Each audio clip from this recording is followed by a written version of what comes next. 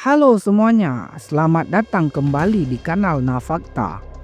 Kali ini kita akan membahas sebuah kisah menarik dari dunia aviasi lagi, tentang sebuah jet tempur yang bisa dibilang menjadi legenda tersembunyi. Pesawat ini berasal dari era Uni Soviet, sebuah upaya ambisius yang meskipun tidak pernah benar-benar beroperasi penuh, justru diyakini ikut memberikan pengaruh besar terhadap salah satu jet tempur paling canggih di dunia saat ini, yaitu F-35 Amerika Serikat. Tanpa persaingan nyata dari negara lain, F-35 sekarang menjadi penguasa tak terbantahkan di dunia pesawat tempur VTOL modern.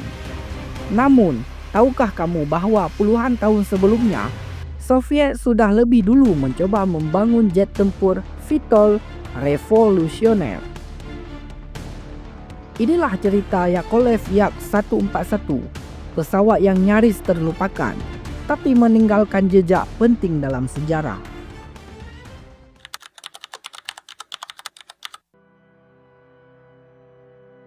Tahun ini menandai 28 tahun sejak Yakolev Yak-141 yang juga dikenal sebagai Yak-41 melakukan penerbangan perdananya.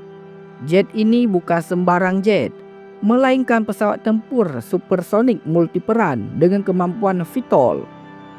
Ia muncul pada tahun akhir 1980-an, di tengah masa sulit menjelang runtuhnya Uni Soviet. Yak-141 dirancang agar Angkatan Laut Soviet bisa mengoperasikan pesawat tempur modern dari kapal induk kecil dan pangkalan depan. Tanggal 9 Maret 1987 menjadi momen bersejarah.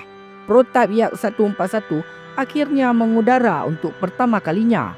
Pilot uji utama Andrei Alexandrovich Sinistin memandu jet tersebut dalam penerbangan bersejarah itu. Sebenarnya, perjalanan menuju Yak-141 sudah dimulai jauh sebelumnya. Sejak akhir 1950-an, Biro Desain Yakolev sudah mengembangkan konsep VTOL untuk memenuhi kebutuhan Angkatan Laut Soviet. Upaya pertama lahir dengan Yak-36 pada 1961, lalu disusul Yak-38 yang sempat masuk produksi. Namun, Yak-38 ternyata jauh dari harapan. Jangkauannya terbatas, muatannya kecil, dan parahnya tidak ada radar internal. Hal ini membuatnya tidak mumpuni sebagai pesawat tempur garis depan.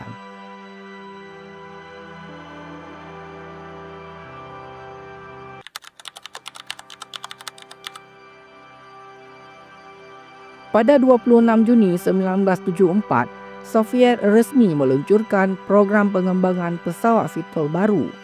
Awalnya, mereka ingin menggunakan satu mesin pengangkat dengan daya dorong 15.000 kg force. Model skala penuh pun dibuat, tapi ketika diuji, ternyata desain ini sangat sulit distabilkan. Komisi Negara yang meninjau hasil uji coba menyatakan bahawa desain ini tidak bisa dilanjutkan. Para insinyur Yakolev pun memutar otak. Mereka lalu beralih ke sistem propulsi gabungan. Mengambil pelajaran dari Yak-38 tahun 1975, proyek ini resmi diberi dengan nama Yak-41 dengan kode internal item 48. Tahun 1977, pemerintah mengeluarkan arahan resmi agar Biro Yakolev melanjutkan pengembangan. Sementara Soyuz AMSTC ditugaskan membuat mesin baru R79V300 yang jauh lebih bertenaga. Target uji coba ditetapkan pada tahun 1982, namun hambatan teknologi segera muncul.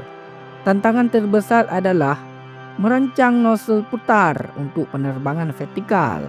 Awalnya didesain untuk nozzle 2 sumbu datar, tapi gagal. Akhirnya mereka memilih nozzle simetri sumbu dengan sistem inovatif 3 segmen. Nozzle ini bisa berputar 95 derajat untuk lepas landas vertikal dan 62 derajat untuk lepas landas pendek.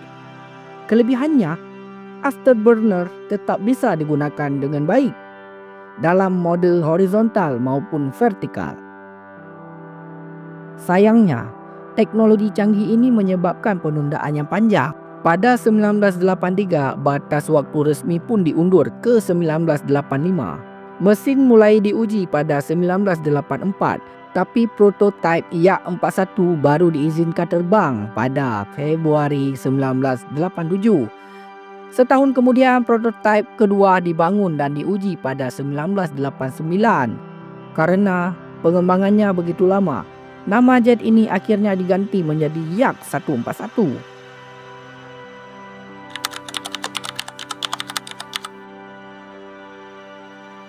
Pada 9 Maret 1987, Yak 141 berhasil melakukan penerbangan perdana di Zhukov Sky.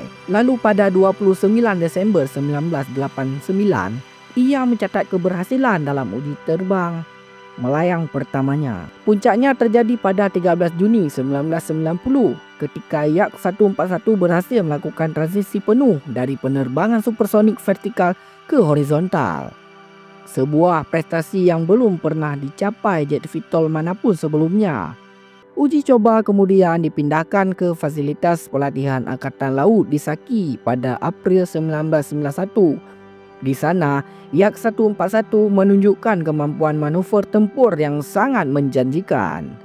Bahkan dalam proses pengujian, jet ini mencetak 12 rekor dunia, termasuk sebagai pesawat VTOL pertama yang bisa mencapai kecepatan supersonik dalam penerbangan datar.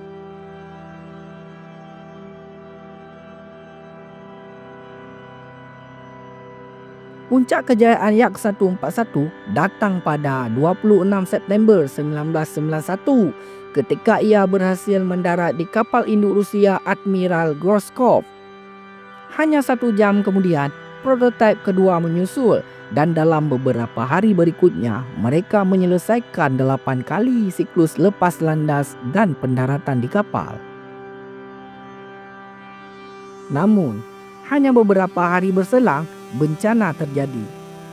Pada 5 Oktober 1991, salah satu prototipe mengalami pendaratan keras. Tangki bahan bakarnya pecah dan pesawat terbakar hebat. Pilot berhasil menyelamatkan diri, tapi momentum program hancur total.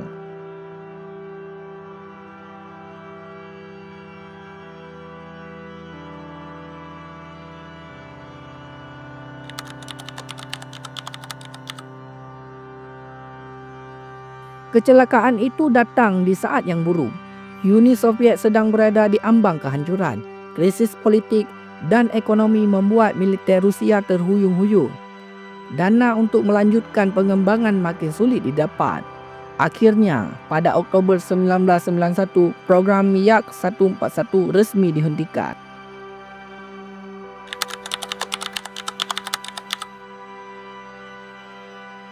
Meski begitu, kisah Yak 141 tidak berakhir begitu saja. Saat Uni Soviet runtuh, rahasia militernya mulai terbuka. Disinilah Lockheed Martin, raksasa pertahanan Amerika, masuk ke dalam cerita. Pada 1991, Yakovlev dilaporkan menandatangani perjanjian dengan Lockheed Martin. Meski detailnya baru terungkap pada 1995, diketahui bahawa Lockheed Martin memberikan dana untuk melanjutkan prototipe Yak 141. Bahkan ada rencana untuk memamerkan jet ini di Farnborough Airshow 1992. Namun, tampaknya Lockheed Martin tidak benar-benar ingin Yak 141 diproduksi. Lebih mungkin kontrak itu dijadikan cara untuk mengakses data penelitian VTOL yang sangat berharga dari Yakovlev. Bahkan NASA dalam dokumen tahun 1993 mencatat bahawa Yakovlev adalah satu-satunya biro di Soviet yang punya pengalaman langsung mengembangkan pesawat VTOL lewat Yak 38 dan Yak 141. Semua data, pengalaman dan riset yang terkumpul selama puluhan tahun inilah yang diduga kuat ikut membentuk sistem propulsi modern pada F-35. Memang, desain F-35 secara keseluruhan beda jauh dari Yak 141. Profil aerodinamisnya berbeda. Metode stabilisasinya pun tidak sama. Namun, tidak bisa dipungkiri bahwa pengetahuan yang diambil dari Yak 141 memberi pengaruh besar pada pengembangan F-35. Dan ironisnya, pesawat Amerika yang sebagian teknologinya lahir dari warisan Soviet ini kini menjadi salah satu jet tempur paling canggih di dunia. Justru digunakan untuk menghadapi kekuatan Rusia dan China. Itulah kisah Yakovlev Yak-141, jet tempur Vitol supersonik Soviet yang nyaris terlupakan. Dari ambisi besar, keberhasilan luar biasa, hingga kejatuhan akibat krisis politik, ia tetap meninggalkan warisan penting dalam dunia penerbangan militer. Jadi menurut kamu, apakah F-35 benar meniru teknologi Yakovlev Yak-141?